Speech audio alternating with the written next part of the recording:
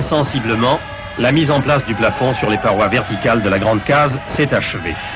L'opération a pleinement réussi et pour terminer cette phase importante de la reconstruction, il reste seulement à fixer et à relier entre eux les divers éléments du grand plateau.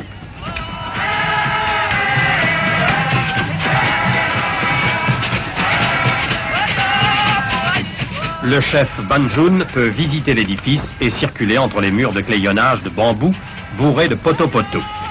À travers les interstices de la charpente, la lumière du soleil passe encore et les rayons et les ombres dessinent sur le sol des grilles géométriques. Quand la toiture sera terminée, la pénombre deviendra ombre et la grande case aura retrouvé tout son mystère et toute sa majesté. Vue du ciel, elle ressemble à une sorte de socle qui attend son couronnement. C'est sur ce piédestal que va être édifié le toit en pente.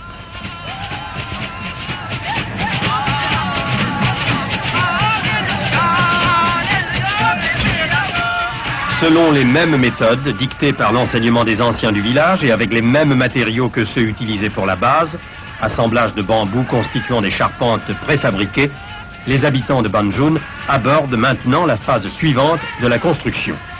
Préparées au sol, les grandes charpentes triangulaires doivent prendre place l'une après l'autre sur le plateau prêt à les recevoir. Magnifique travail collectif qui dresse pour le moment, sous le ciel africain, des charpentes compliquées évoquant un peu les perspectives de la Tour Eiffel.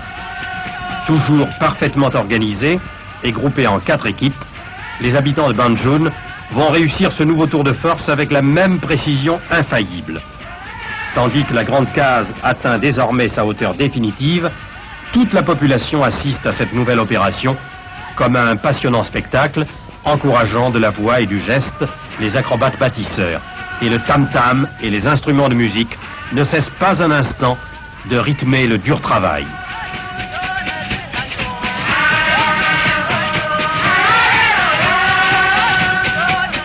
Il ne reste plus à présent qu'à hisser et à ajuster la 4e charpente.